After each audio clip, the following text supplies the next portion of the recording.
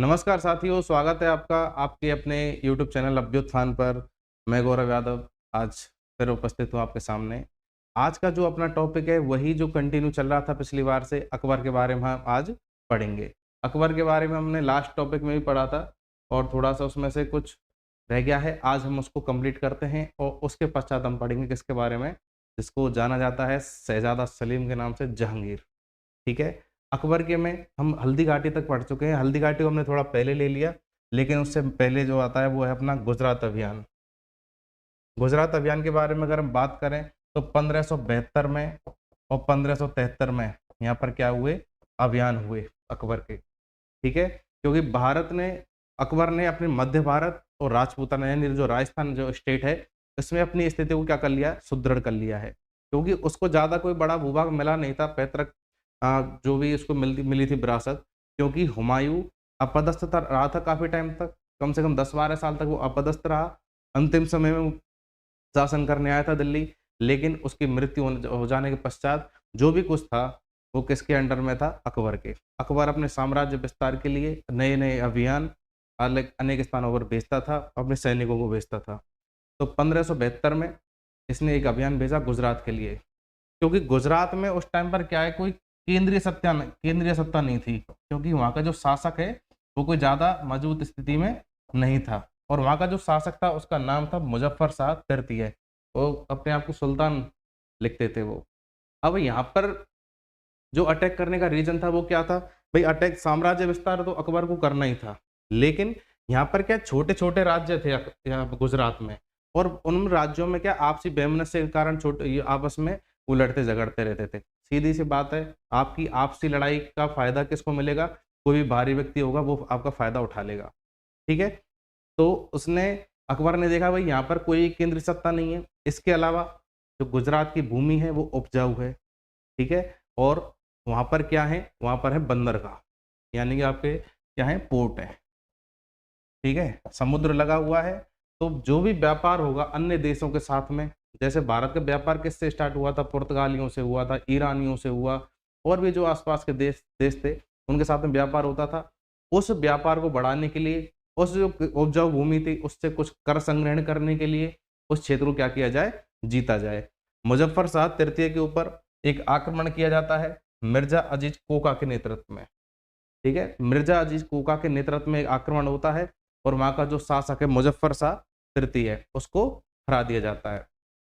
ठीक है? कोई ज़्यादा उसको मशक्कत करनी नहीं पड़ी, लेकिन इनके कुछ विश्वस्त थे, ठीक है? उन विश्वस्तों को क्या वहाँ पे छोड़ दिया था, मिर्ज़ा अज़ीज़ कोका के अधीन छोड़ दिया था गुजरात को। अकबर वहाँ से वापस लौट आया था, अकबर भी इस अभियान में साथ गया था, क्योंकि एक बड़ा अभियान था, एक बड़ा क्षेत्र विजित करना था, इस वजह से। ठीक है? तो मिर्ज़ा अज़ीज़ जो कोका है उसको वहीं छोड़ दिया उसने, और उसका एक कोई भाई भी था साथ में, तो वो लोग क्या उसको आपस में सँभाल करके चलाने लगे। लेकिन उनके मन में बहुत जल्दी लालच आ गया, तो 1573 में उन्होंने क्या कर दिया, वहाँ पर विद्रोह कर दिया। विद्रोह मतलब अपने आप को स्वतंत्र शासक घोषित करने की कोशिश करी, जिससे कि हमें केंद्र में क्या नहीं भेजना पड़े, टैक्स नहीं भेजना पड़े। जो भी मिले उसको हम ही पूरा करें। तो मिर्ज़ा बंधुओं ने क्या कर दिया, वहाँ पर विद्रोह कर दिया है। अकबर दोबारा से अभियान करता है, कब? 1573 में। 1573 में अकबर अभियान करता है, और अभियान में क्या करता है, उनको मिर्ज़ा बंधुओं को समाप्त कर देता है। ठीक है? एक इतिहासकार हुए स्मिथ, उन्होंने क्या कहा, इसको उन्होंने जो ये आक्रमण था इसको क्या कहा, ऐतिहासिक द्रुतगामी आक्रमण, यानी कि सबसे तीव्र गति का क्या कहा, आक्रमण कहा, द्रुतगामी द्रुतगामी आक्रमण कहा। ठीक है? क्योंकि बहुत ज्यादा उस स्पीड से हुआ था, क्योंकि उनको भनक तक नहीं लगनी थी कि कब कब उन पर आक्रमण हो गया। अभी ये जीतने के बाद में पूरे जो व्यापारिक केंद्र हैं, पोर्ट हैं, बंदरगाह हैं, उन पर कंट्रोल किसका आ गया, अकबर का। अकबर ने पहली बार समुद्र को देखा, समुद्र की लहरों में नाव में बैठ करके उसने खूब एंजॉय किया। ठीक है? वहाँ पर पैग वैग मारे समुद्र पानी में जहाज़ों में बैठ करके, तो वहाँ पर घूम कर के आया। और वहाँ पर कुछ पुर्तगाली लोग भी थे, पुर्तगाली जो वहाँ पर व्यापार करते थे, क्योंकि 1498 में कहते हैं ना, एक क्वेश्चन पहले बचपन में हम देखते थे कि भारत की खोज किसने करी, वास्को डी गामा ने करी। ये भारत तो कितना पुराना सनातन है। ठीक है? तो ये कोई वास्को डी गामा ने खोज नहीं करी, लेकिन सबसे पहले जो व्यापारिक रास्ता था, व्यापारिक समुद्री मार्ग। व्यापारिक समुद्री मार्ग जो यूरोप के साथ जोड़ने वाला था, उसकी खोज किसने करी थी? उसकी खोज करी थी वास्को डी गामा ने। ठीक है, वास्को डी गामा पुर्तगाली था, उसके साथ के जो पुर्तगाली व्यापारी थे उनके साथ पहली बार मुलाकात होती है किसकी? अकबर की। यानी कि जो भारत का शासक है अकबर, वो पुर्तगालियों से मुलाकात करता है। ठीक है, अब इसके पश्चात अकबर का इधर का अभियान पूरा हो गया मध्य भारत तक का। अब उसके बाद वो थोड़ा आगे चलता है, उसकी महत्वाकांक्षाएं थोड़ी और उसको आगे लेकर के जाती हैं, और वो आक्रमण किस पर करता है? बिहार और बंगाल पर। बिहार और बंगाल पर आक्रमण करता है, क्योंकि यहाँ पर उसकी पुरानी टीस थी। पुरानी टीस इसलिए क्योंकि शेरशाह सूरी जो एक अफगान शासक था, इनके अधीन कार्य करने वाला, उसने क्या किया था? इनके पिताजी को जब चौसा के युद्ध में 1939 1539 1539 में चौसा के युद्ध में उसको पराजित कर दिया था, और उसे दिल्ली की जो गद्दी थी उससे क्या कर दिया था? अपदस्थ। ठीक है, तो काफी टाइम अपदस्थ रहने के बाद में दोबारा से इनको गद्दी मिली थी, इसलिए अब उसका पराजय का बदला लेने के लिए इसकी तरफ अखबार करता है, बिहार और बंगाल की ओर अभियान करता है। ठीक है, 15 बिहार में एक शासक था दाऊद। ठीक है, बिहार में एक शासक था दाऊद, तो दाऊद ने अपने आप को क्या कर दिया? स्वतंत्र घोषित कर दिया। उससे पहले का एक जो गवर्नर था बिहार का, वो था सुलेमान किरानी। ठीक है, वो अकबर के टाइम पर उसने ना तो अपने आप को स्वतंत्र घोषित किया, ना ही उसने अकबर के नाम क्या पढ़वाया था? खुतबा पढ़वाया था। लेकिन दाऊद उसने क्या अपने आप को स्वतंत्र घोषित नहीं किया था कभी भी, खुतबा तो उसने नहीं पढ़वाया, लेकिन उसकी इतनी हिमाकत नहीं हो पाई कि वो अपने आप को स्वतंत्र घोषित करे। लेकिन उसके पश्चात जब दाऊद हुआ, तो दाऊद ने अपने आप को क्या कर दिया? स्वतंत्र शासक घोषित कर दिया कि हम किसी के अधीन नहीं है, ना हम किसी को कोई टैक्स देंगे, ना हम किसी के अधीन कोई कार्य करेंगे, ना ही अपनी सेना किसी को समर्थन के रूप में देंगे। ठीक है, तो दाऊद ने क्या कर दिया? विद्रोह कर दिया। अब उस विद्रोह को दबाने के लिए मुनीम खां खाने खाना को भेजा गया शाही सेना लेकर के, और पटना और हाजीपुर पर क्या कर लिया गया? अधिकार कर लिया गया। ठीक है, अब वहां का जो दाऊद है वो कहाँ भाग जाता है? वो गौड़ प्रदेश की ओर भाग जाता है। गौड़ प्रदेश, गौड़ प्रदेश की ओर भाग जाता है। और गौड़ प्रदेश किसको कहा जाता है? वो कहा जाता है बंगाल। ठीक है, जहां पर कभी क्या था? पाल शासकों का राज हुआ करता था, गौड़ प्रदेश तब से कहा जाता है इसे। तो गौड़ प्रदेश भाग जाता कौन? दाऊद। दाऊद भागा क्यों? इसलिए भागा कि दोबारा से संगठित होकर के इनको अटैक कर सके। ठीक है, तो इसलिए वो भागा था। फिर दोबारा से वो अपनी संगठित करता है अपनी सेना, और 1575 में एक युद्ध होता है, तुकरोई का युद्ध।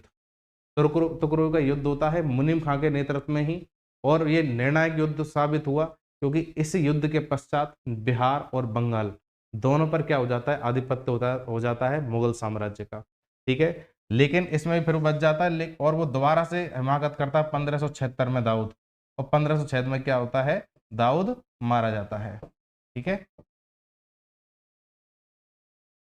दाऊद मारा जाता है 1576 में, और जो बंगाल और बिहार वाला पूरा जो भाग है उसके ऊपर मुगल आधिपत्य हो जाता है। ठीक है, इसके बाद जब इसने उत्तर भारत को पूरी तरीके से विजित कर लिया, विजित करने के बाद में अपने पुराने हारे हुए क्षेत्र यानी कि जो काबुल वाला जो भाग है, काबुल की ओर क्या करता है? अभियान करता है। काबुल का शासक उस टाइम पर कौन था? हकीम। ठीक है, यहाँ का जो शासक था वो था हकीम मिर्जा। हकीम मिर्जा शासक था, तो काबुल को जीत तो लिया अकबर ने। अकबर वहां पर गया, अभियान किया, काबुल इसको हकीम मिर्जा को हराया, लेकिन इसने अपनी बहन थी एक बख्तुनिसा बेगम, बख्तुनिसा बेगम को यहाँ का क्या बना दिया? गवर्नर बना दिया। अब सीधी सी बात है, इतिहास गवाह है, उस तत्कालीन समय पर किसी कोई भी महिला अगर कहेगी कोई गवर्नर बनी है, शासक बनी है, वो कभी सफलता से अपना शासन नहीं चला पाई, क्योंकि लोग नहीं चलाने देते थे, उनके बिखराव की स्थिति आ ही जाती थी। अब अकबर वहां से लौटता है, अकबर के वहां से लौटते ही दोबारा से हकीम मिर्जा क्या कर देता है? दोबारा से प्रभावशाली हो जाता है, अपनी सेना संगठित करके परेशान करना स्टार्ट कर देता है बख्तुनिसा बेगम को। ठीक है, तो हकीम मिर्जा को अप्रभावी करने के लिए दोबारा से किसको भेजा जाता है? मान सिंह को। मान सिंह को भेजा जाता है काबुल, और मान सिंह ने किसको हराया? हकीम मिर्जा को हराया। ठीक है, हकीम मिर्जा को मार दिया, और वहां का शासक अब कौन बना दिया गया? मान सिंह को शासक बना दिया गया। ठीक है, मान सिंह कौन थे? ये आमेर के राजा हुए। ठीक है, तो मान सिंह को यहाँ का वो बना दिया गया।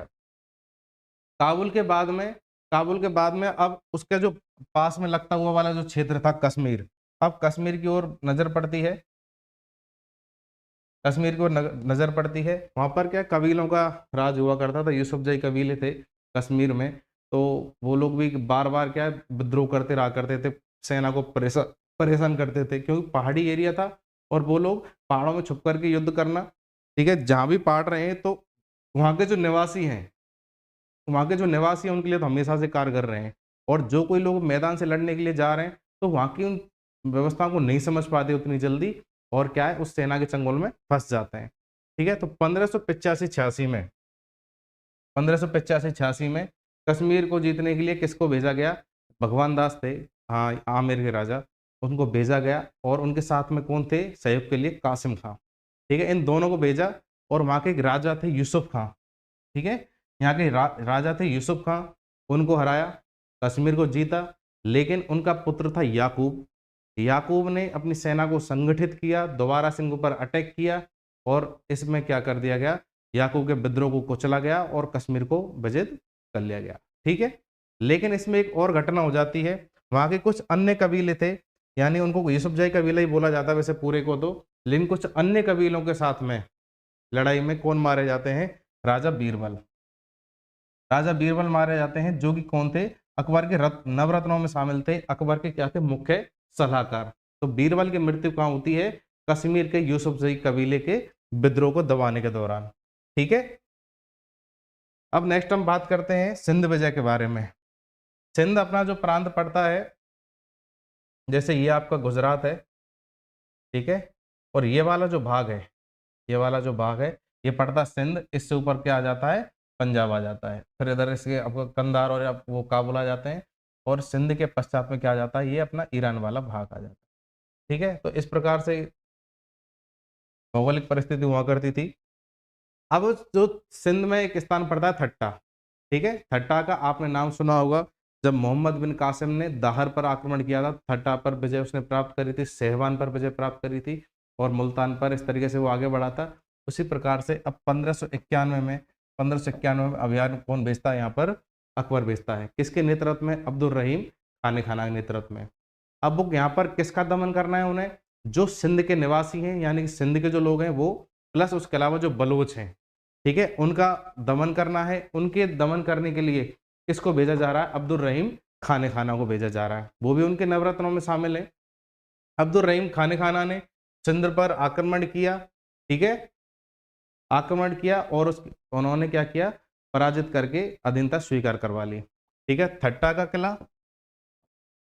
का किला और सहवान का किला, ठीक है, दोनों दुर्गों पर किसका वहाँ इसकी जो विजय पताका फहरा दी? अब्दुल रहीम खाने खाना ने। इसके अलावा 1595 में, ये तो 1591 में हुआ, प्लस 1595 में गुजरात से लगता हुआ वाला क्षेत्र काठियावाड़, इन गुजरात में भी आता, कुछ पाकिस्तान में भी आता, तो काठियावाड़, बलूचिस्तान और मकरान, इन तीनों पर मुगल साम्राज्य का आधिपत्य हो गया। अगर आप देखें एक तरीके से, मैं आपको किसी और मैप में बता देता हूँ, रुकिए भाई।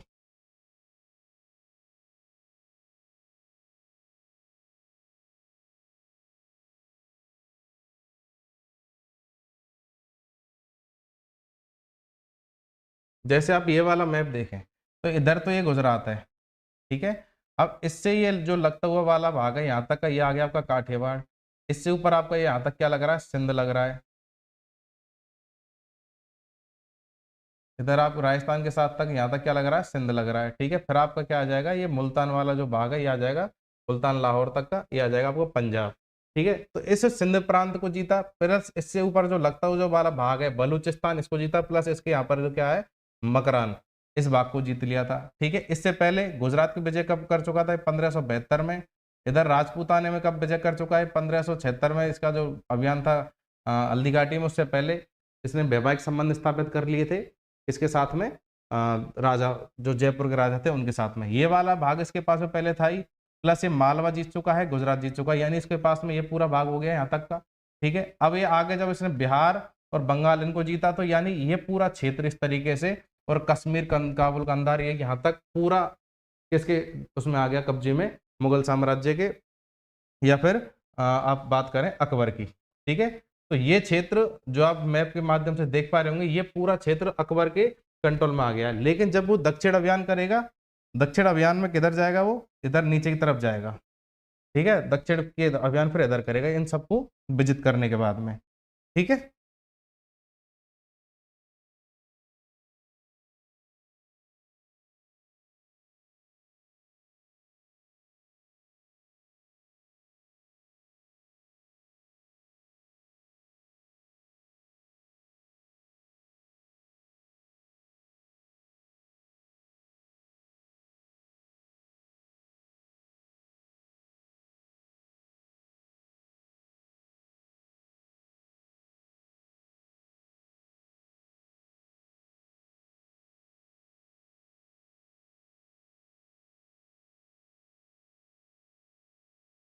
तो इसने मकरान का तट जो ईरान के साथ में लगा हुआ है, समुद्र तट भी है और ईरान के साथ में उसकी बाउंड्री लगी हुई है, जहां से ईरानी लोग क्या करते हैं, आक्रमण करते थे भारत पर। ठीक है, तो उस जगह को भी जीत लिया, बलूचिस्तान सिंध वगैरह पूरा कंट्रोल कर लिया, ऊपर उत्तर से मतलब उत्तर पश्चिम से लेकर के उत्तर पूर्व तक कर लिया। ठीक है, अब उसके बाद में उसके जो अभियान होते हैं वो किधर होते हैं, दक्षिण की तरफ। दक्षिण में कौन कौन से राज्य पड़ते हैं, अपने जो गुजरात और मालवा से जो लगता हुआ वाला जो भाग है वो हुआ करता था क्या, खानदेश।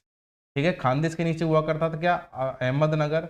अहमदनगर के बाद में बीजापुर, बीजापुर की राजधानी गोलकुंडा, यानी कर्नाटक वाला यहाँ बीजापुर हुआ करता था, इसके पास में क्या लगता हुआ, यह है गोलकुंडा। ठीक है, बीच में ये आपका बरार है, इस प्रकार से राज्य हुआ करते, नीचे विजयनगर साम्राज्य है। ठीक है, इस प्रकार से यहाँ का सिस्टम था पॉलिटिकल। तो इसने खानदेश पर आक्रमण किया। खानदेश पर आक्रमण करने के बाद में क्या होता है, खानदेश पर आक्रमण करने के बाद में वहाँ के जो लोग हैं उन्होंने ज़्यादा, वहाँ के शासक ने इनसे युद्धबाजी नहीं करी और बहुत ही आसानी से समर्पण कर दिया और इनके अधीनता में छोड़ दिया उसको। ठीक है, लेकिन और जो राज्य हैं जैसे आपका अहमदनगर हुआ, बीजापुर हुआ, गोलकुंडा हुआ, इन राज्यों ने पूरी तरीके से मना कर दिया कि हम अधीनता स्वीकार नहीं करेंगे और हम युद्ध करने के लिए तैयार हैं। तो अपना सबसे पहला जो पहले जो उसने दूत भेजे थे वो तो भेजे थे 1591 में। ठीक है, खानदेश तो मान गया, लेकिन अब इसने अपनी पूरी तैयारी करने के बाद में 1593 में क्या भेजता है, साउथ के लिए अभियान भेजता है। कौन कौन जाते हैं साउथ के अभियान के लिए, जाते हैं अब्दुल रहीम खाने खाना और आपका जाता है शहजादा मुराज। ठीक है, अब्दुल रहीम खाने खाना जाते हैं, खाने खाना, और शहजादा, अब शहजादा मुराद जाता है। ठीक है, ये दो लोग जाते हैं और इन्होंने सबसे पहले क्या किया, 1593 में आक्रमण किस पर किया, अहमदनगर पर, जो सबसे लगता वाला भाग है मालवा और गुजरात के साथ में, अहमदनगर पर आक्रमण किया। अहमदनगर का घेरा डाला 1595 में। ठीक है, 1595 में घेरा डालते हैं किसके ऊपर, अहमदनगर, जहाँ की शासक कौन है, चांद बीबी। ठीक है, चांद बीबी के यहाँ पर घेरा डालते हैं। चांद बीबी की सेना ने खूब बराबरी टक्कर दी मुगलों को, और लेकिन उनके बीच में क्या हो जाती है, एक संधि हो जाती है उनके बीच में, 1596 की संधि होती है, कई लड़ाइयों के बाद में, क्योंकि घेरा कई महीने तक चला था। उसके बाद युद्ध होता है, युद्ध में दोनों तरफ से ज्यादा नुकसान हुआ, तो चांद बीबी ने क्या सोचा कि भाई इस युद्ध को रोकते हैं, नहीं तो हमारा पूरा राज्य हाथ से चला जाएगा। वो समझ चुकी थी, तो उसने ये वाला जो रीजन है बरार वाला, ठीक है, बरार वाला जो रीजन है वो किसको दे दिया, यानी कि जब शांति समझौता उन दोनों के बीच में हुआ तो चांद बीबी ने मुगलों को क्या सौंप दिया है, बरार को सौंप दिया है। ठीक है, लेकिन हमेशा से आपने देखा होगा कोई भी संधि होती है, कुछ भी होता है, तो जब सामने वाले को लगता है यार ये लोग तो अब अपने शांत बैठ गए, अपन दोबारा से अपने को वापस कंट्रोल में ले लेते हैं, कोई क्या बिगाड़ लेगा। ठीक है, तो वही चीज दोबारा से हुई, दोबारा से हुई, तो चांद बीबी ने क्या किया, जो संधि थी उसकी शर्तों को मानने से इनकार कर दिया। उसने प्रत्यक्ष रूप से किसी को कोई न्योता नहीं भेजा है कि मैं इन शर्तों को नहीं मान रही, परंतु उनका उल्लंघन करना स्टार्ट कर दिया। यानी कि जो शर्तें उनकी किसमें संधि में लिखी गई थी मुगलों के साथ, वो उनको फॉलो नहीं कर रही है। तो अकबर ने दोबारा से किसको भेजा है, वही खाने खाना और शहजादा मुराद को भेजा आक्रमण के लिए। ठीक है, तो लेकिन ये दोनों आपस में क्या इनकी लड़ाई हो जाती है, खाने खाना की, खाने खाना और मुराद की क्या हो जाती है, आपस में लड़ाई हो जाती है, उनके बीच में आपस में क्लेश हो जाता है। ठीक है, तो इस वजह से इनको वापस बुला लिया खाने खाना को, और अबुल फजल को यहाँ पर क्या है, भेजा जाता है। ठीक है, अबुल फजल एक बहुत बड़े इनके विद्वान भी थे, उनकी एक पुस्तक भी है जो कि इतिहास में काफी महत्वपूर्ण स्थान रखती है। ठीक है, अब यहाँ पर एक और घटना हो जाती है, ये जो मुराद था ये बहुत ज्यादा ड्रिंक करता था, बहुत ज्यादा शराब पीता था, तो इसकी मद्यपान के कारण से क्या हो जाती है, मृत्यु हो जाती है मुराद की। ठीक है, मुराद की मृत्यु होने की वजह से अकबर ने अब किसको भेजा है, उसको अबुल फजल को बुला लिया। अकबर ने दानियाल को भेजता है, दानियाल और खाने खाना ये वापस जाते हैं। ठीक है, और अकबर किसको, अबुल फजल को अपने साथ ले लेता है और वो स्वयं भी उसके साथ में दक्षिण की ओर कूच करता है।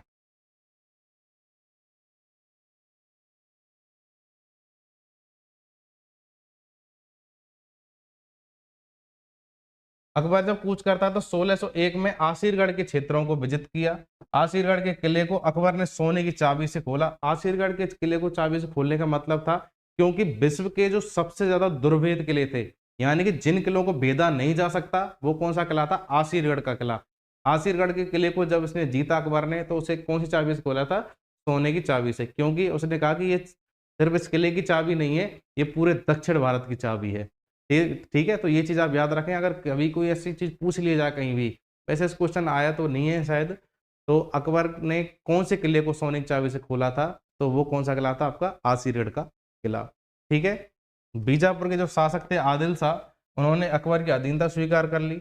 दक्षिण विजय के बाद में अकबर ने सम्राट की उपाधि धारण करी, यानी उसका एक प्रण था, मैं अपने आप को सम्राट घोषित तब करूंगा जब संपूर्ण भारत पर मैं अपनी विजय कर लूंगा।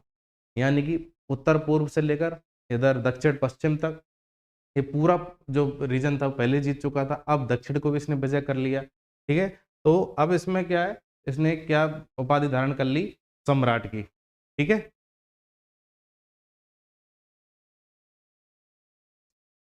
अब ये तो इसके अभियान हो गए। 1605 में इसकी मृत्यु हो जाती है, तब तक ये लड़ता रहा और इन क्षेत्रों को जीतता रहा। इसने अपना बहुत साम्राज्य विस्तार किया और इसका जो प्रशासन है, प्रशासन एक महत्वपूर्ण स्थान रखता है जो मुगल कालीन प्रशासन भारत के इतिहास में। ठीक है,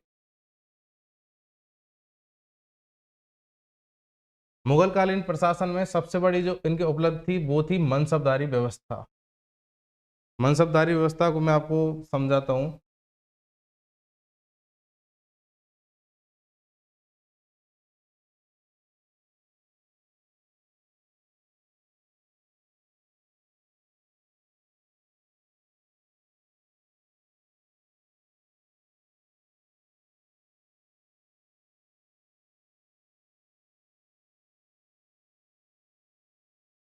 मनसबदारी व्यवस्था,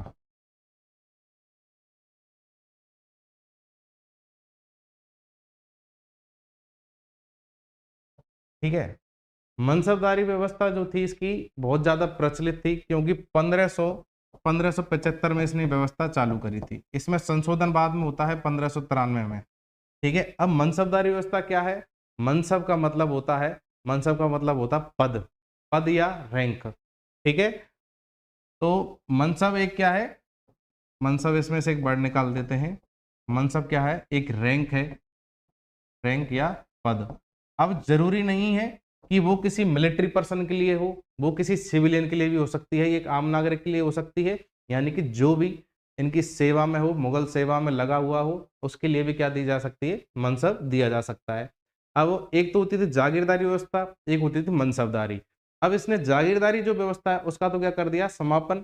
अब इसने जो स्टार्ट किया है वो है मनसबदारी व्यवस्था। अब मनसबदारी व्यवस्था में यानी जैसे किसी को इसने 5,000 का मनसब दे दिया, ठीक है, अब 5,000 के मनसब में वो भी बताया जाता था कि इसमें कितने जात होंगे, कितने सवार होंगे। तो इसकी जो व्यवस्था थी वो जात और सवार इस दो में डिवाइड थी। जात तो कौन होते हैं, यानी जो पैदल सैनिक हैं, पैदल सैनिक क्या होंगे जात में। ठीक है, और जो घुड़सवार होंगे, यानी घुड़सवार जो होंगे,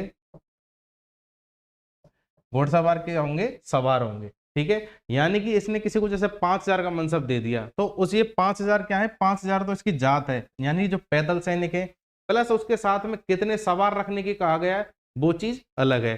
ठीक है, जैसे 5,000 का मनसब दिया और 2,000 उसमें सवार रख रहा है, तो 7,000 का मनसब नहीं, वो कहलाएगा किसका, 5,000 का मनसब ही कहलाएगा, क्योंकि ये जो जात है ये कितने की दी गई, इसी से ये फैसला होता था कि कितने का मनसब दिया गया है। अब मनसब तो दे दिया, अब मनसब में क्या होगा, अब जैसे भी किसी को 5,000 का मनसब दिया है, अब 5,000 के मनसब में यानी इतनी बड़ी सेना है, घोड़े हैं, सब सारी चीजें हैं। ठीक है, तो इन चीजों को संचालित करने के लिए व्यवस्था है वो कैसे चलेगी। ठीक है, तो संचालित करने के लिए इसने क्या सिस्टम किया, यानी कि उनको एक क्षेत्र भी दे दिया जहां से इनको क्या मिलेगा, टैक्स मिलेगा, कर मिलेगा। ये कर कहां पर जमा कराएंगे, केंद्र में, और केंद्र से इनको क्या मिलेगी, एक तरीके से तनख्वाह मिलेगी। ठीक है, तनख्वाह या सैलरी मिलेगी। और सैलरी किसके लिए डिवाइड होगी, सैलरी किसके लिए बांटी जाएगी, ये जो इनकी पूरा जो खर्चा है सेना का वो किसके द्वारा उठाया जाएगा, केंद्रीय प्रशासन के द्वारा। और जो मनसबदार है, यानी जो कोई राजकुमार हो या फिर उनका कोई भी सेवक हो जिसको मनसब दिया गया है, उसके लिए भी एक निर्धारित क्या दिया जाएगा, वेतन दिया जाएगा। इस प्रकार से इनके जो सैनिक थे या फिर कोई सामंत थे, नागरिक हैं, या चाहे कोई बड़ा कोई राजकुमार वगैरह जो इनके अधीन है, उनको सब एक सूत्र में इसने पुरो के रख दिया इस व्यवस्था ने, मनसबदारी व्यवस्था ने। ठीक है, सरकारी पदों का जो एकीकरण है वो किससे हुआ, मनसबदारी व्यवस्था। सरकारी पदों का एकीकरण। अब इसमें ऐसा नहीं है कि भाई मिनिमम क्या है, किसी को 500 का भी मनसब मिल रहा है, किसी को 1000 का भी मिल रहा है, किसी को 2000 का भी मिल रहा है, यानी कि ये जाती थी रैंक 12000 तक की। ठीक है, 7000 से लेकर के 12000 तक का मनसब दिया जाता था। और जो इससे 7000 से ऊपर का जो मनसब होता था वो किसके लिए, राजकुमारों के लिए दिया जाता था। यानी कि इनके अधीन अगर कोई राज्य आ रहा है और उनका राजकुमार जो है इनके अधीन किसमें बैठ रहा है, इनके कैबिनेट में, ठीक है, या फिर इनकी सभा में बैठ रहा है, तो उसको जैसे 7000 का मनसब दे दिया। जैसे राजा मानसिंह थे, उनको बड़े मनसब प्रदान किए गए। ठीक है, तो राजकुमार जो हुआ करते थे उनको 7000 से ऊपर के मनसब होते थे। बाकी उसके अलावा कोई जो सामंत है या कुछ सैनिक है या फिर कोई अन्य नागरिक हैं मुगल प्रशासन के अंतर्गत आने वाले, उनको उस 7000 से कम के मनसब दिए जाते थे। ठीक है,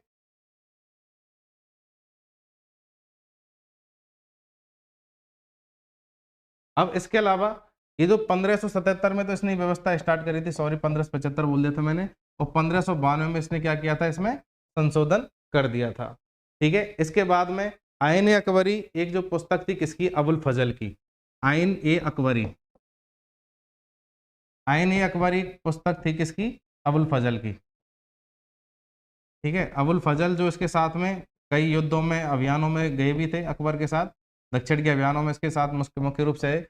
तो उसकी जो पुस्तक है उसमें किस मनसब के 66 वर्गों का, यानी जो मनसब दिए जाते थे वो सिर्फ एक प्रकार के वर्ग नहीं थे कि भाई जिसमें 2000 का जात दे दिया और 1000 का सवार दे दिया, ऐसा कुछ फिक्स नहीं है। उसमें काफी प्रकार के मनसबदारी व्यवस्थाएं थी जिनका उल्लेख है। उनके टोटल कितने प्रकार थे, टोटल 66 वर्गों में उसको विभाजित किया गया था।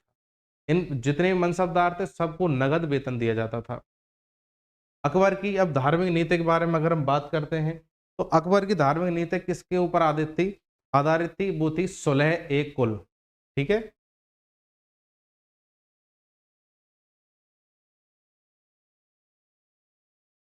सुलह ए कुल के ऊपर उसकी धार्मिक जो नीति है वो आधारित है, सुलह ए कुल।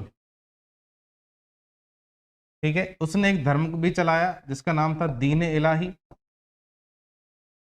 लेकिन इस धर्म का सिर्फ एक प्रवर्तक हुआ, कौन, वो था बीरबल। अब इसने धर्म तो चला दिया कि भाई मैं एक धर्म चला रहा हूं, मैं सम्राट हूं देश का और सब लोग उसको फॉलो करेंगे, लेकिन इसको सिर्फ एक ही व्यक्ति ने फॉलो किया, वो था इसका कौन, सलाहकार, वो राजा बीरबल। ठीक है,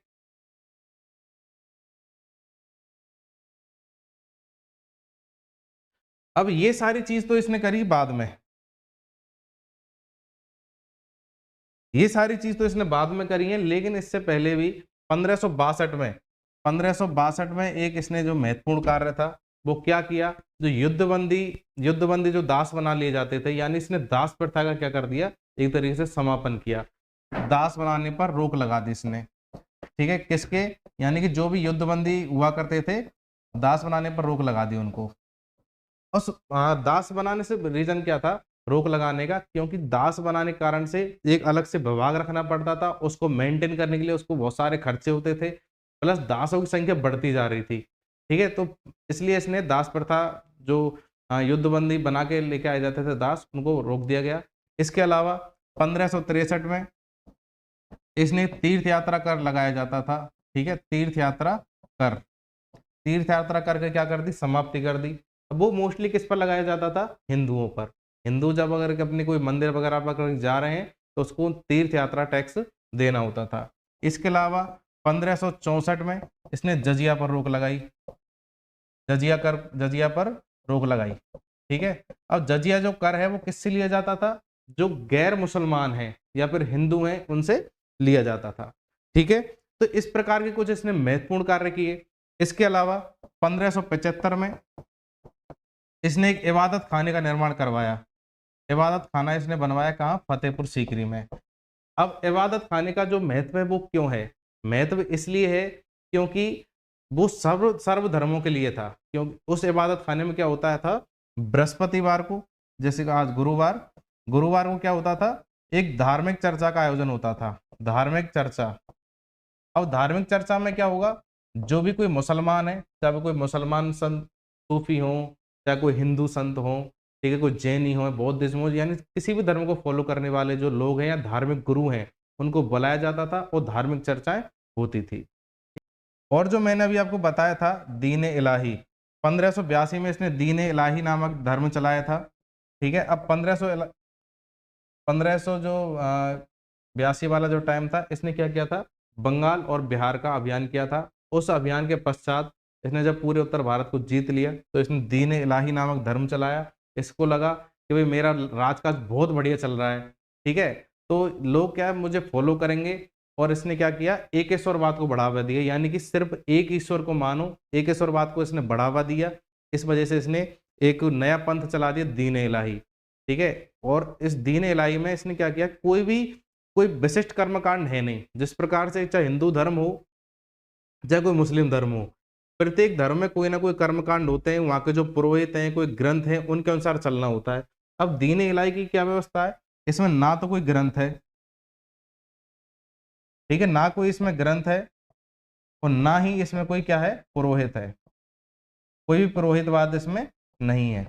ठीक है, इसलिए इसने खुद से तो स्वीकृति ये बोल दिया कि भाई ये बहुत शानदार धर्म है। अब लेकिन अब इसके ऊपर कोई भी अगर वो टीका टिप्पणी कुछ भी आएगी तो उसे कौन देगा, उसे कौन देगा। अब भाई जो भी हम जैसे लोग हैं जो उस धर्म की चीज़ों को देख रहे हैं, इसमें क्या क्या चीज़ शामिल है क्या नहीं है, इसमें हम कैसे प्रवेश करें, उसकी क्या प्रक्रिया रहेगी। तो एक प्रधान पुरोहित नियुक्त कर दिया, इसका कौन, प्रधान पुरोहित नियुक्त कर दिया इसका, वो उसका नाम था अबुल फजल।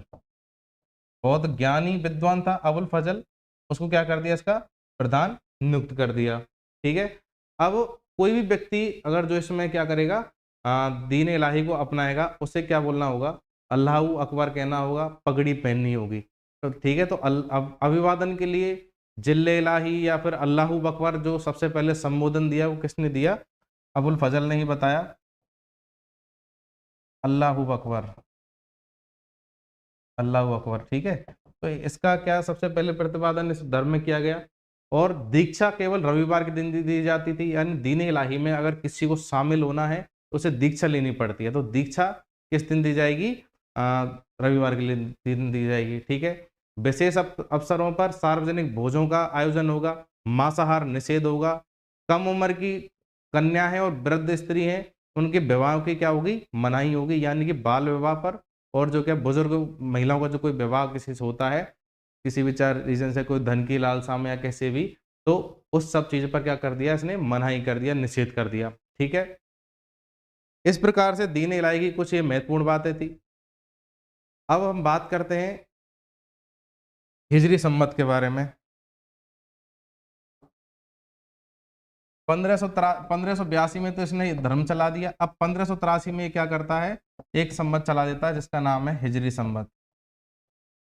ठीक है, हिजरी संमत चला देता है, यानी कि इसने कह दिया भाई मैं सम्राट हूं, तो नहीं, हिजरी संमत को इसने क्या कर दिया, डिसकंटिन्यू कर दिया, डिसकंटिन्यू कर दिया। ये कब से चला रहा था, 622 ईस्वी से चला हुआ आ रहा था, यानी कि पैगंबर मोहम्मद द्वारा ये स्टार्ट किया गया था हिजरी संमत। इसको क्या करते हैं, डिसकंटिन्यू करके इसने अपना एक नया चला दिया। नया कौन था, इलाही संमत। धर्म, इसने जो धर्म चलाया उसी से रिलेटेड एक संमत चलाया इसने, इलाही संमत, जो कब से स्टार्ट होगा, होगा आपका 1583 से। ठीक है, तो ये सारी चीजें इसके दीन इलाही में शामिल थी। अब इसके अलावा जो इसकी मेन जो चीजें आती हैं वो क्या है, इसकी प्रशासनिक व्यवस्था में एक आती है वित्तीय व्यवस्था। इसने कुछ वित्तीय सुधार भी करे। वित्तीय सुधार के बारे में अगर देखें तो उसमें क्या क्या चीजें आएंगी, उसमें सबसे पहले आएगी मुद्रा प्रचलन। ठीक है, कि मुद्रा के बारे में इसने क्या किया। 1577 में इसने जो मुद्रा सिस्टम है उसकी जो टकसाल है, ठीक है, टकसालों का सिस्टम चेंज किया। ठीक है, और एक दिल्ली का दरोगा था अब्दुल सिराजी, उसको क्या बना दिया, टकसालों का चौधरी या प्रमुख बना दिया गया। ठीक है, राम सीता प्रकार के सिक्के चलाए। इसने जो सिक्के चलाए वो कौन कौन से प्रकार के हैं, क्योंकि इसकी पत्नी क्या है, हिंदू, इसने राम सीता प्रकार के सिक्के चलाए। ठीक है, इन सिक्कों पर राम सिया उत्कीर्ण रहता था। इसके अलावा जो शेरशाह के टाइम पर चांदी और तांबे के जो सिक्के थे उसको इसने कंटिन्यू रखा। और एक चांदी का जो रुपया है, एक चांदी का जो रुपया है उसकी कीमत इसने कितनी रखी, उसकी कीमत इसने रखी 40 दाम। ठीक है, यानी कि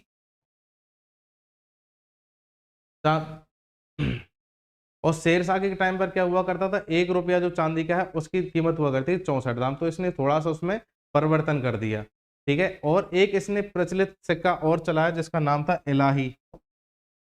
उसी नाम से क्या चला रहा है, संवत चला रहा है। एक सिक्का इसने इलाही चला दिया। अब इलाही की जो कीमत है वो क्या है, 10 रुपया। आप ये चीज मान के चले जैसे कि आपका एक चांदी का रुपया बराबर 40 दाम। जैसे कहते थे 1 रुपये में कितने वो होते थे आने, 16 आने। इसी प्रकार से फिर हम इसको एक इलाही बना दिया इसने, तो उसमें आ रहे हैं 10 रुपये, या फिर उसमें आएंगे 160 आने। इस प्रकार से इसने सिस्टम चला दिया, तो एक इलाही में कितने आ जाएंगे, 400 दाम आ जाएंगे। ठीक है, इसने वृत्ताकार सिक्का भी चलाया था जो जिसको इलाही के नाम से ही जाना जाता था, वृत्ताकार सिक्का। वृत्ताकार सिक्का जो था इसका वो इलाही के नाम से ही जाना जाता था। ठीक है, तो इस प्रकार से इसने कुछ जो मुद्रा व्यवस्था थी उसमें चेंजमेंट किए। इसके अलावा इसके टाइम की सबसे महत्वपूर्ण जो चीज आती है वो इसकी जो भू राजस्व व्यवस्था थी। इसके जो भू राजस्व मंत्री थे, राजस्व मंत्री इसका कौन था, टोडरमल। टोडरमल इसके राजस्व मंत्री थे। और उनके जो व्यवस्था है उसको क्या स्थायी टोडरमल बंदोबस्त भी कहते हैं, जब्ती भी कहते हैं, या फिर आईने दहीसाला भी कहते हैं। 1580 ईस्वी में 1580 ईस्वी में आइन ए दहसाला, आइन ए दहसाला पद्धति की स्टार्टिंग करता है जो कि भू राजस्व व्यवस्था से संबंधित थी। ठीक है, अब उसमें क्या होगा, उसमें कुछ प्रकार जैसे जो भूमि है उसको क्या कर देगा, क्लासिफिकेशन कर देगा कुछ, जैसे फर्स्ट टाइप, सेकंड टाइप, यानी जिसमें किस प्रकार की भूमि है, किस प्रकार का उसमें उत्पादन हो रहा है, तो उन सब चीजों को क्या कर देगा, डिवाइड कर देगा। लेकिन इसमें क्या है फायदा, देयशाला प्रणाली में जो फायदा है वो क्या है, इसमें जो स्थानीय कीमत है, उत्पादन है, उत्पादकता है, उन सारी चीजों के जो आंकड़े हैं उनका क्या किया जाएगा, विश्लेषण किया जाएगा। अब विश्लेषण कैसे होगा, अलग अलग फसलों का, अलग अलग फसल, ठीक है, और अलग अलग स्थान, क्या किया जाएगा, 10 वर्षों का विश्लेषण, 10 वर्ष के आंकड़ों का विश्लेषण किया जाएगा। ठीक है, उसके आधार पर जो भी उसमें क्या आ रही बचत निकल के आ रही खेती से, ठीक है, उसमें जो भी कुछ लागत लगी है उससे जो भी राजस्व प्राप्त हुआ उसको निकाला जाएगा, और उस राजस्व का औसत निकाल करके, राजस्व का जो औसत है, राजस्व का एवरेज निकाल करके क्या किया जाएगा, कर लिया जाएगा। औसत का 33%, 30% या 1/3। ठीक है, इसने देयशाला जो पद्धति लागू करी उसमें क्या है, यानी कितनी आपका जो आपकी भूमि है उसमें कितना उत्पादन दे सकती है, उसमें आपको कितना खर्चा है, ये सारी चीजें निकाल करके इसने देखा क्या राजस्व निकल करके आ रहा है 10 वर्षों का उत्पादन का औसत देख करके, उसका 1/3% इसने क्या कर दिया, भू राजस्व निर्धारित कर दिया। फसलों की मूल्य सूची बनवा दी, दस्तूर अमल जिसे कहा जाता था, दस्तूर ए अमल। दस्तूर अमल किसको कहा जाता है, फसल जो मूल्य सूची को। ठीक है, जैसे अपनी मंडी आजकल ऑनलाइन हो गई है, तो मंडी ऑनलाइन होने से क्या है कि उसमें हमें सारी चीजों की रेट पता लग जाती है कि कौन सी चीज की रेट क्या चल रही है। इसके अलावा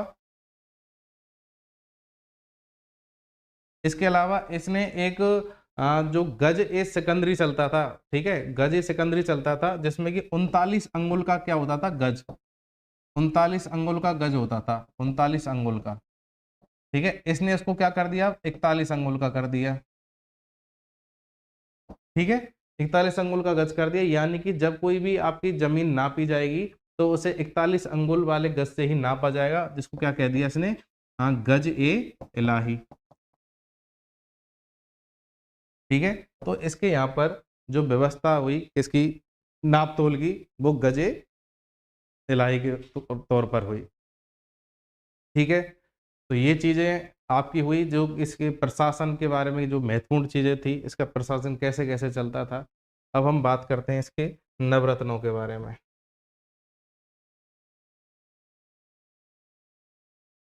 इसके नवरत्न इस प्रकार से देखें आप, जैसे राजा बीरबल है, टोडरमल है, अब्दुल रहीम खाने खाना है, अबुल फजल है, मुल्ला दो प्याजा है, इस प्रकार से फैजी है, राजा मान सिंह है ना, इस प्रकार से इसके नवरत्न हुआ करते थे। तो मैं आपको थोड़ा सा स्पष्टीकरण इसका दे देता हूँ।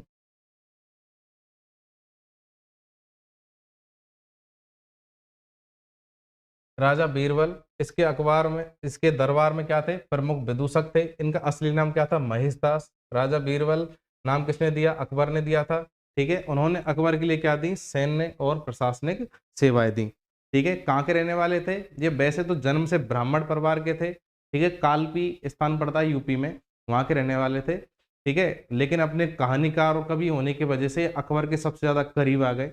नेक्स्ट हम बात करते हैं, वो है अपना मियाँ तानसेन। तानसेन क्या बजाते थे, एक बहुत प्रमुख संगीतकार थे, ठीक है, एक बहुत प्रमुख संगीतकार थे। इनका नाम था तन्ना मिश्रा, ठीक है, स्वामी हरिदास के शिष्य हुआ करते थे। लेकिन बाद में जो हजरत मोहम्मद गौस थे, उससे इन्होंने संगीत सीखा और एक प्रमुख संगीतकार के तौर पर किसके यहाँ पर नौकरी करी, ये अकबर के दरबार में रहे, ठीक है। इनके अलावा अगर हम बात करते हैं अबुल फजल की, अबुल फजल एक बहुत प्रसिद्ध इतिहासकार थे।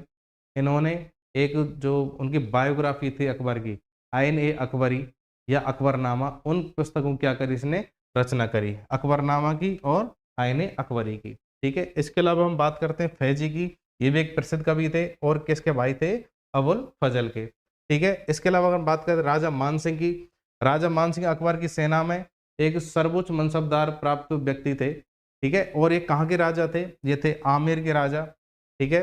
अकबर का ससुर था भारमल, अकबर के ससुर था भारमल, उसके क्या थे, पौत्र, ठीक है। यानी कि इनकी जो बुआ थी वो किसकी वाइफ थी, राजा अकबर की। नेक्स्ट आते हैं राजा टोडरमल। राजा टोडरमल जो भू राजस्व व्यवस्था के लिए आज भी फेमस है, टोडरमल व्यवस्था, ठीक है। राजा टोडरमल अकबर के वित्त मंत्री हुआ करते थे, राजस्व मंत्री हुआ करते थे, और राजस्व प्रणाली में जो भी सुधार थे वो किसने करे थे, राजा टोडरमल ने करे थे, ठीक है। इसके अलावा एक दो लोग और हैं, जैसे मुल्ला दो प्याजा। मुल्ला दो प्याजा भी एक इनके कैबिनेट में हुआ करते थे, एक सलाहकार के रूप में इनका काम था। फकीर अजुद्दीन एक सूफी फकीर थे, अकबर के प्रमुख सलाहकार थे। अब्दुल रहीम खाने खाना, जो कि बैराम खां जो इनका संरक्षक था स्टार्टिंग में अकबर का, उसका क्या पुत्र था, अब्दुल रहीम खाने खाना, ठीक है। अकबर के शिक्षक और मुगल सेना के एक विश्वसनीय जनरल का पुत्र था।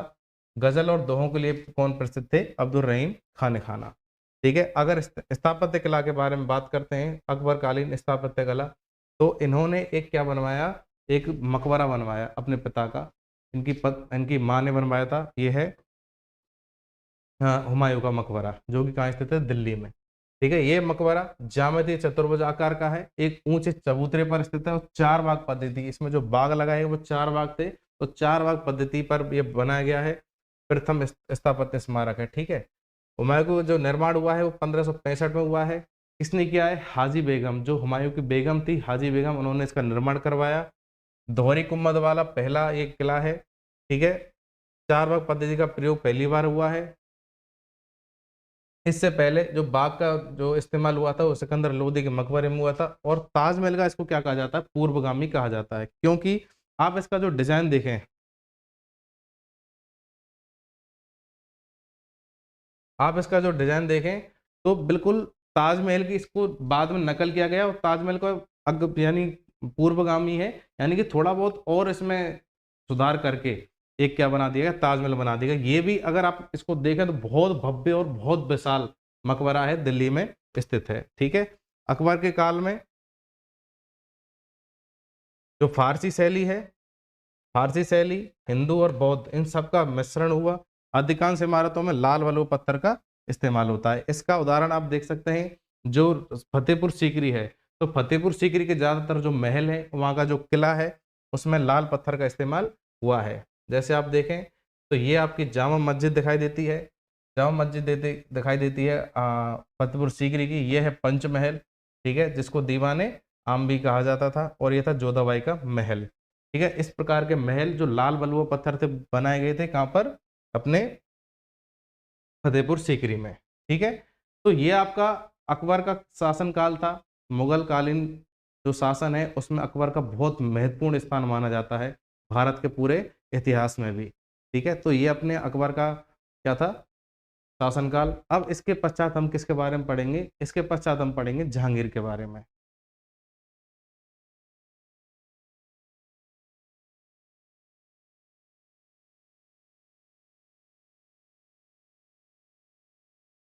अकबर के पश्चात उसका बेटा होता है जहांगीर,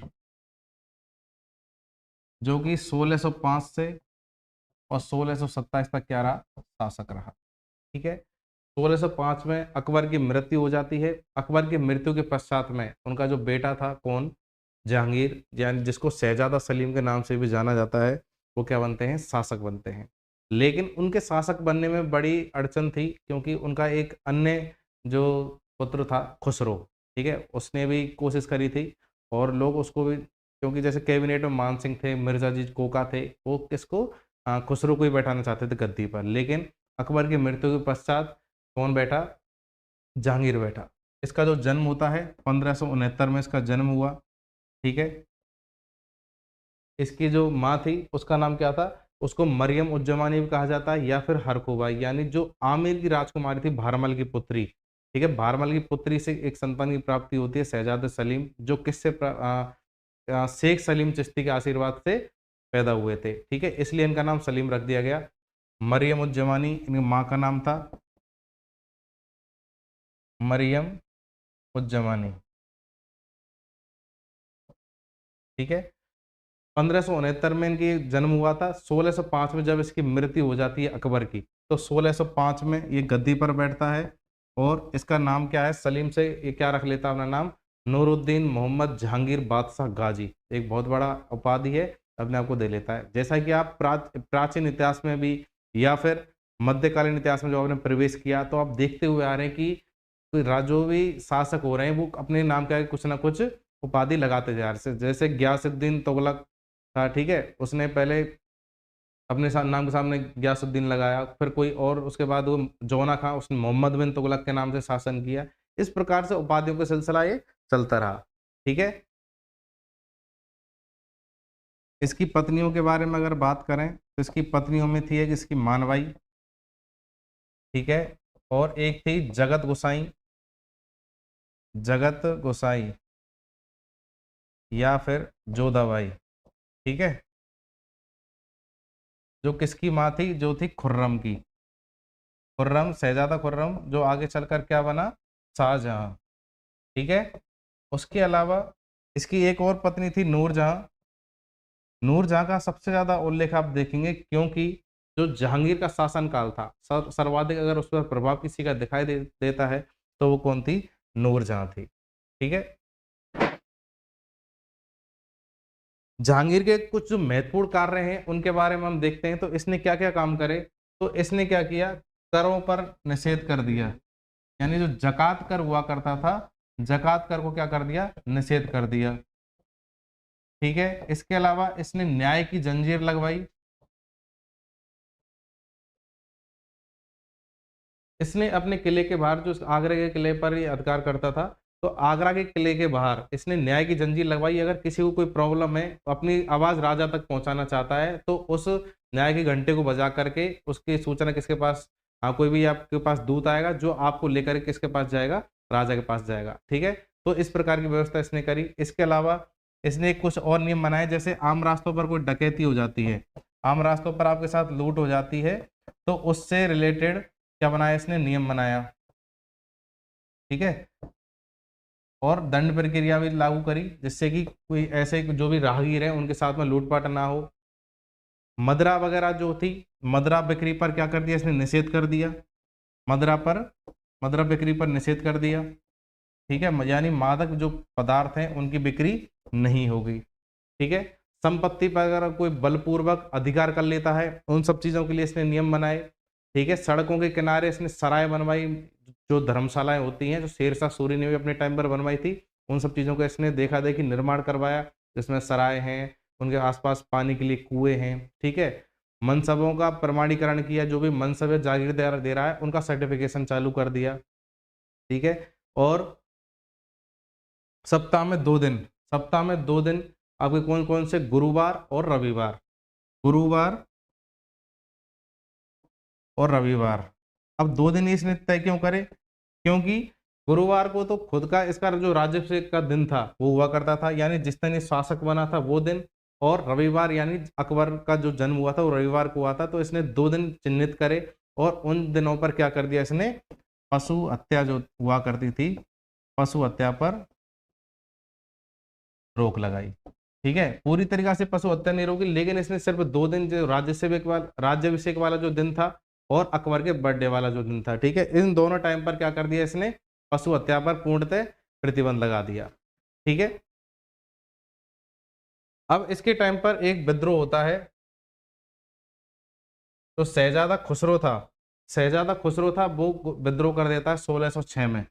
1606 में कौन, खुसरो का विद्रोह होता है। खुसरो का विद्रोह होने का कारण, क्योंकि उसका जो हेल्प मिल रही थी, सपोर्ट मिल रही थी, वो मान सिंह, जो आमिर शासक थे मान सिंह, और उसके अलावा मिर्जा अजीज कोका, मिर्जा अजीज जो कोका थे, ठीक है, उनका समर्थन इसको प्राप्त था।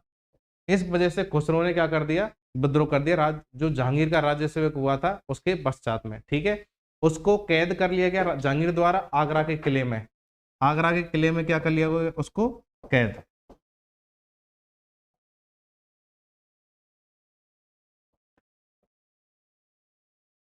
लेकिन खुसरो वहां से क्या भागने में सफल हो जाता है, और सफल वहां से भागने के पश्चात वो कहाँ पहुंचता है, वो पहुंचता है पंजाब।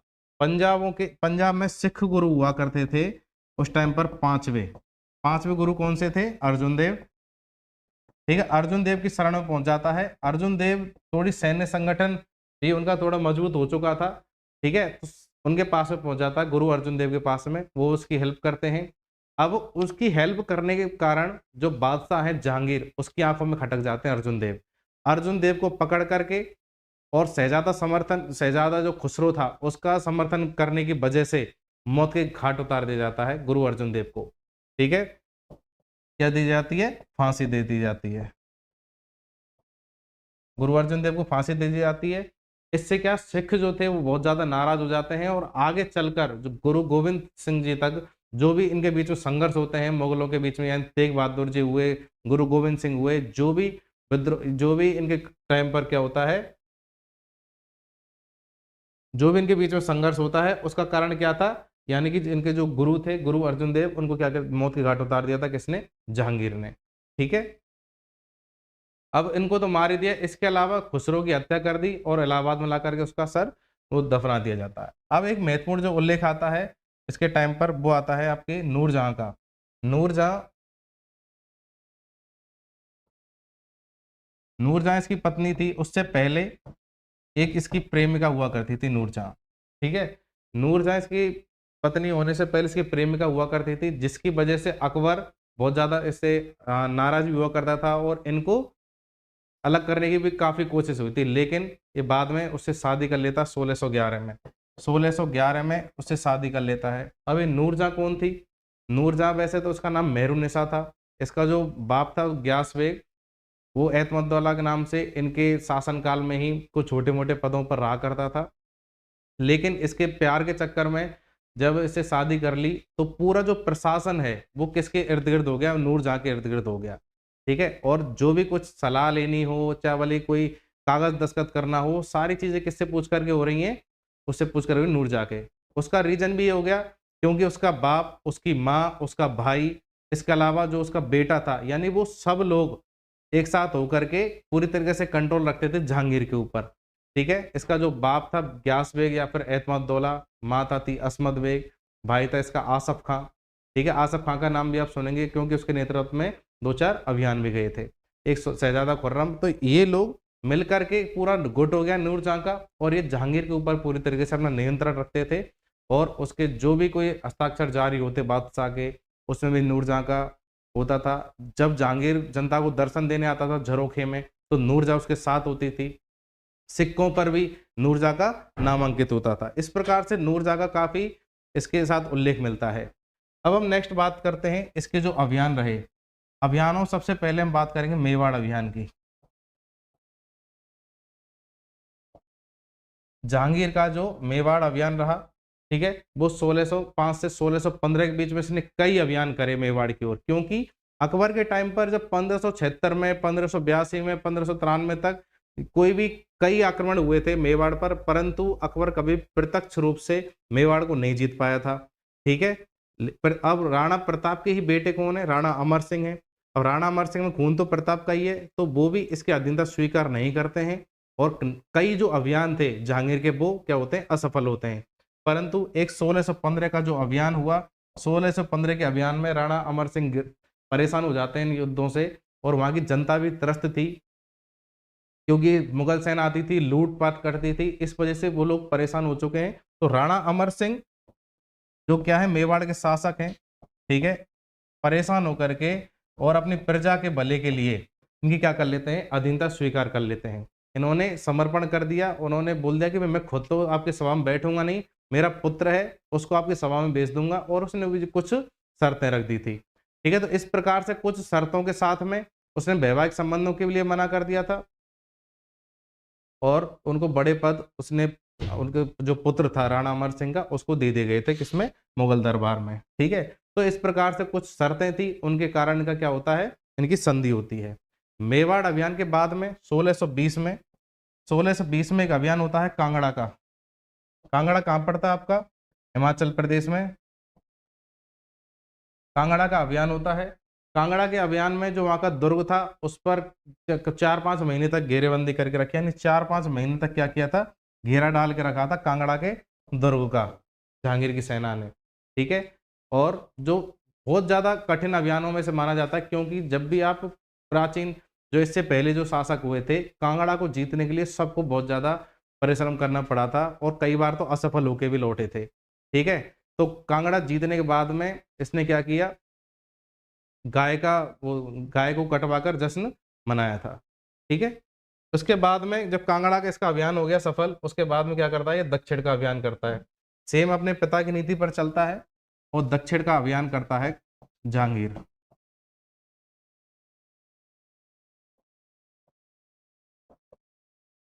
ठीक है, जा रहे हो आप?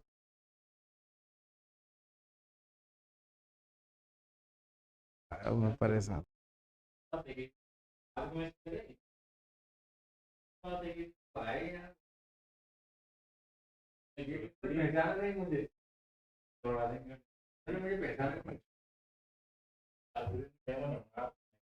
मेवाड़ और कांगड़ा के सफल अभियानों के बाद में जहांगीर क्या करता है? दक्षिण के अभियान करता है। दक्षिण के अभियान उसके बहुत काफी लंबे समय तक चलते हैं, लगभग उसके 13-14 साल तक इसके अभियान चले। ठीक है, 1608 में अब्दुल रहीम खाना खाना के नेतृत्व में ये जो अपना अभियान है वो जाता है अहमदनगर। अहमदनगर जाता है, परंतु ये क्या हो जाता है? असफल हो जाता है। 1610 में दोबारा से एक अभियान भेजा गया, कहाँ के लिए? अहमदनगर के भेजा गया, और किसके नेतृत्व में भेजा गया इस बार? आसफ खां। आसफ खां कौन है? नूरजहां का भाई है। ठीक है, तो आसफ खां के नेतृत्व में भेजा गया और दक्कन की ओर भेजा गया। ठीक है, 1611 में दोबारा से एक और अभियान भेजा गया, और उसमें अहमदनगर के लिए इसने क्या किया? अभी एक विजय दोहरी नीति अपनाई। ठीक है, दोहरी नीति में क्या है? एक तरफ तो खाने जहां, और दूसरी तरफ मानसिंह, और खाने जहां मानसिंह एक साइड से, और अब्दुल्ला खां ये दूसरी साइड से। ठीक है, और इनकी जो सेना है वो दोनों क्या अलग अलग साइड से जाएंगी और दौलताबाद जो है वहां पर जाके मिल जाएंगी और वहां से क्या होगा, अटैक होगा। लेकिन इनको क्या, सेल्फ कॉन्फिडेंस बहुत, ओवर कॉन्फिडेंस हो गया बहुत ज्यादा कि भाई अब इस तरीके की हम स्ट्रेटजी अपना रहे हैं ना, तो उससे क्या होगा, हम इस युद्ध को जीत ही लेंगे। लेकिन इसमें भी क्या हो जाते हैं, वो असफल हो जाते हैं। ठीक है, 1612 में खाना खाना को दोबारा भेजा जाता है दक्षिण के लिए। ठीक है, और 1615 में अहमदनगर, 1615 में रोशन गांव था एक, उसके पास में युद्ध होता है। अहमदनगर, बीजापुर, गोलकुंडा की संयुक्त सेना को पराजित किया जाता है, किसके द्वारा, खाने खाना के नेतृत्व में। ठीक है, 1616 में जो शहजादा खुर्रम था वो शाहजहां की उपाधि धारण करता है और दक्षिण भेजा गया। ठीक है, और जो बीजापुर के सुल्तान थे उनके साथ में, जो बीजापुर के सुल्तान है उस टाइम, मलिक अंबर। ठीक है, तो मलिक अंबर और शाह के बीच में क्या हो जाती है, एक संधि हो जाती है मुगलों के साथ में। ठीक है, अब उसके बाद में फिर और चलता है, तो 1617 में अहमदनगर और मुगलों के बीच में संधि हो जाती है। अब जो मुगलों का, जो अहमदनगर का शासक है वो कौन है, आदिल शाह। आदिल शाह शासक है, उसके साथ संधि होती है अहमदनगर की। और जो खुर्रम था शहजादा, उसको उसने काफी मूल्यवान उपहार भेंट में दिए और जहांगीर ने उसे क्या कह दिया, फरजंद कह दिया, यानी अपने पुत्र की उपाधि दे दी। ठीक है, और उसने बदले में क्या किया, पहले उसका शाह की उपाधि थी, उसने जहां की उपाधि दे दी, यानी शाहजहां हो गया अब वो कौन, खुर्रम। ठीक है, तो शाहजहां कहां पर होता है, अहमदनगर की संधि के पश्चात आदिल शाह ने उसको नाम दिया शाहजहां। ठीक है, अब ये संधि तो हो गई। अब जो मलिक अंबर है, मलिक अंबर ज्यादा दिन तक इस संधि पर टिकता नहीं है और दोबारा से विद्रोह कर देता है। दोबारा से विद्रोह कर देता है 1620 में। 1620 में मलिक अंबर दोबारा से विद्रोह कर देता है और उसको दबाने के लिए फिर दोबारा से सेनाएं पहुंच जाती हैं। ठीक है, और अब की बार किसको भेजा गया है, शहजादा खुर्रम को। शहजादा खुर्रम को भेजा गया है दोबारा से और उस विद्रोह को दबा दिया गया। ठीक है, 1622 में शहजादा खुर्रम ने क्या कर दिया, विद्रोह कर दिया। अब गद्दी पर बैठने का दोबारा से संघर्ष चालू होता है, तो शहजादा खुर्रम खुद विद्रोह कर देता है इस बार। इससे पहले तो जो विद्रोह हो रहे थे उनको दबाने के लिए जा रहा है, लेकिन अब खुद जहांगीर के विरुद्ध, यानी अपने पिता के विरुद्ध विद्रोह कर देता है खुर्रम। तो इस वजह से क्या है, जो ये वाला भाग है अहमदनगर, उसके नियंत्रण से बाहर चले जाता है। ठीक है, अब इससे आगे बढ़ता है, सेम वही अकबर वाली नीति अपनाता है। अब ये जो कंधार पर क्या करते हैं, आक्रमण करते हैं 1622 में। फारस के शाह थे अब्बास। ठीक है, फारस के शाह अब्बास थे, उसने कांधार को क्या जीत, मुगलों से छीन लिया था। यानी कि उस तरफ इनकी जो बैकिंग है उस तरफ बढ़िया नहीं रह पाई, क्योंकि अकबर ने जो क्षेत्र जीते थे वहां पर मान सिंह जैसे बड़े सूबेदार को रखा था। लेकिन अब इनका नियंत्रण थोड़ा ढीला पड़ा उधर, तो ऐसे नियंत्रण ढीला पड़ते ही उनका मौका लगा फारस का और शाह अब्बास आ गए। ठीक है, उसने जीत लिया। अब ये ईरानियों के पास में चला गया, क्या, कांधार। यानी कि उत्तरी पश्चिमी जो सीमा थी, उत्तरी पश्चिमी सीमा पर हमेशा से खतरा रहता था हमलों का। यानी कोई भी ईरानी है, पारसी है, ठीक है, या उज्बेक है, तुर्क है, यानी कोई जिसको कोई आक्रमण करना है भारत में, उत्तरी पश्चिमी सीमा पर जो भी राज्य पड़ रहे हैं उनको जीतना है। तो थोड़ा सा भी अगर नियंत्रण वहां पर लूज हुआ, तुरंत दूसरा शासक आ जाएगा। तो यही हुआ यहाँ पर भी। इसके पश्चात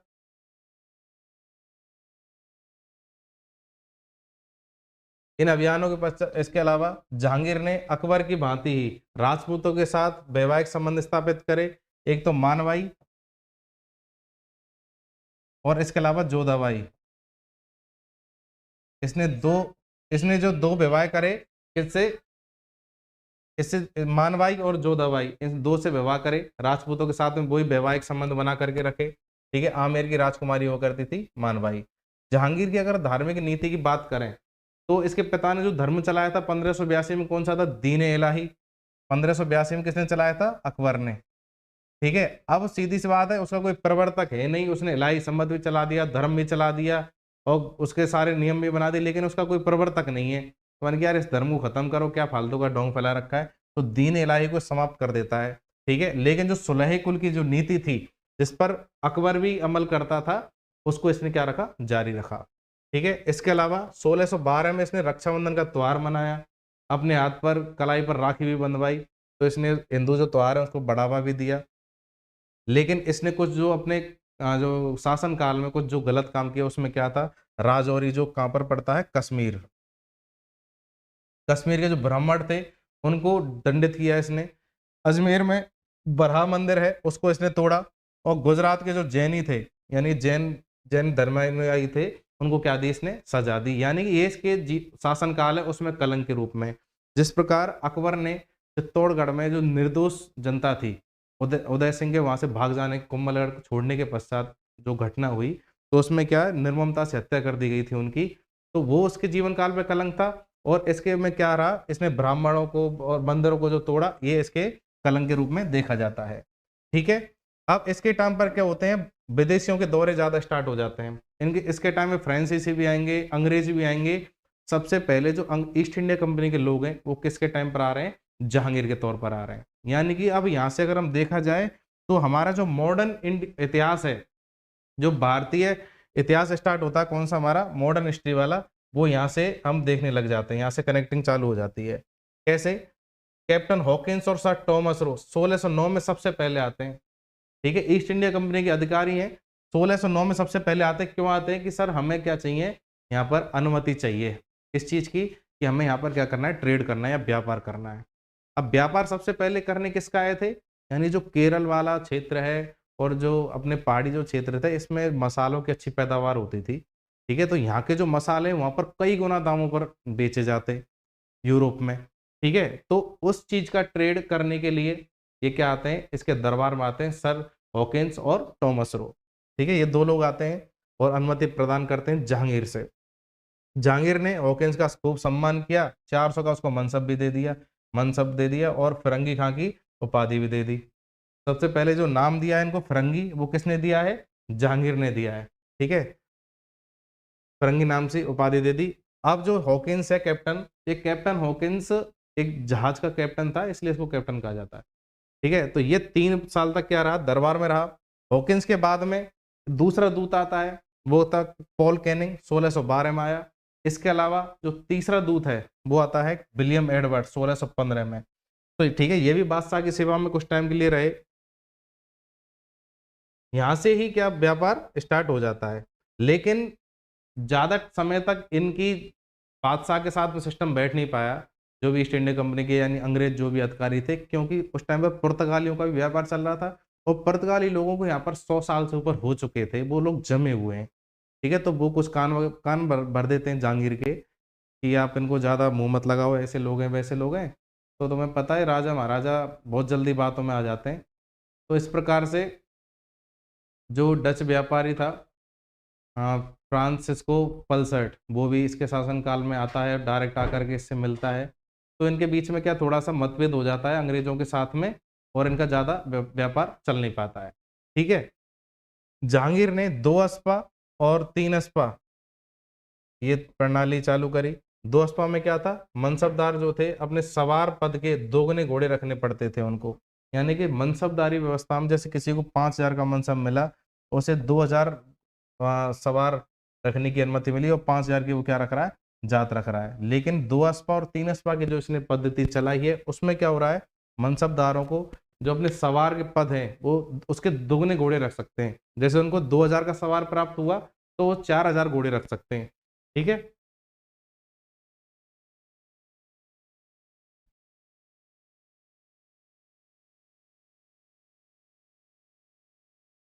सिंह में मनसबदारों को अपने सवार पद के 3 घोड़े रखने की अनुमति, वो है बाध्यता है, रखने पड़ेंगे। जहांगीर ने निसार नाम से क्या चलाए, सिक्के चलाए। जो भी सिक्के चल रहे थे उनका नाम परिवर्तन करके क्या कर दिया इसने, निसार कर दिया। अब एक चीज और फेमस है इसके टाइम की, यानी कि जो चित्रकला थी उसका भी काफी विकास हुआ जहांगीर के शासनकाल में। ठीक है, यानी कहते हैं कि जो चित्रकारी थी वो अपने चरमोत्कर्ष पर हुआ करती थी, और चित्रकला का स्वर्ण काल भी कहा गया है जहांगीर के शासनकाल को, चित्रकला का स्वर्ण काल भारतीय इतिहास के परिप्रेक्ष्य में। ठीक है, इसने आगरा में एक चित्रशाला की स्थापना करी। इसके अलावा इसने अब जो हस्तलिखित जो ग्रंथ थे उनकी जो विषय वस्तु है, यानी उसमें कोई भी इसने कोई कहानी करी, कोई कहानी लिखी या फिर कोई भी चीजें लिख रखी हैं, तो उनका चित्रांकन करने की जो पद्धति है उसको क्या कर दिया इसने, समाप्त कर दिया। अब उनके स्थान पर छवि चित्र, ठीक है, प्राकृतिक दृश्य, इस प्रकार की पद्धति को इसने अपना लिया है। ठीक है, जहांगीर के समय प्रमुख जो चित्रकार थे वो थे फारूक बेग, दौलत, मनोहर, बिशनदास, मंसूर और अबुल हसन। तो ये जो लोग थे, ये क्या थे, फेमस इसके आर्टिस्ट थे। तो जो फारूक बेग था उसने बीजापुर के जो शासक हैं आदिल शाह उसका चित्र बनाया था इसने। ठीक है। जहांगीर के समय चित्रकला का स्वर्णकाल है ही। ठीक है। मुगल शैली में मनुष्य को चित्र बनाते समय एक ही चित्र में विभिन्न चित्रकारों द्वारा मुख, शरीर व पैरों को चित्रित करने का रिवाज था। ठीक है। यानी किसी भी एक मनुष्य का चित्र बना रहे हैं तो एक ही चित्र में अनेक अनेक जो आर्टिस्ट हैं वो काम करेंगे, और सब क्या है, मुख, कोई मुख बना रहा है, कोई शरीर बना रहा है, कोई पैर बना रहा है। तो एक ही चित्र पे कई लोग काम कर रहे हैं। इसके अलावा शिकार, युद्ध और राज दरबार के जो दृश्य हैं उनको चित्रित करने, मनुष्यों और जानवरों को चित्र बनाने की कला, इसमें भी बहुत प्रोग्रेस हुई। मंसूर नाम का जो प्रसिद्ध आर्टिस्ट था वो इसमें महारत हासिल थी मनुष्य की चित्र बनाने में। जहांगीर के निर्देश पर दौलत ने अपने साथ मिलकर के जो चित्रकार थे बिशनदास, गोवर्धन और अबुल हसन, ठीक है, कि एक अपना एक क्या बनवाया था, छवि चित्र बनवाया था। यानी जहांगीर का जो चित्र बनाया वो इन किन किन लोगों ने, बिशनदास, गोवर्धन और अबुल हसन, इन 3 लोगों ने मिलकर के उनका एक छवि चित्र बनाया था। ठीक है। तो ये पूरा जो सिस्टम आपने देखा, एक इसका था जहांगीर का। जहांगीर के बाद में हम किसके बारे में बात करेंगे, यानी शहजादा खुर्रम के बारे में, जिसको आदिल शाह ने क्या उपाधि दी थी, शाहजहां की उपाधि, शाहजहां के बारे में बात करेंगे। जिसने एक मकबरे का निर्माण कराया, वो कौन सा था, ताजमहल। ठीक है। ताजमहल का निर्माण कराया जो विश्व के आश्चर्यों में आज गिना जाता है। तो अगला जो हमारा लेक्चर रहेगा वो शाहजहां के ऊपर रहेगा। ठीक है। बहुत बहुत धन्यवाद। जय हिंद, जय भारत, राम राम सा।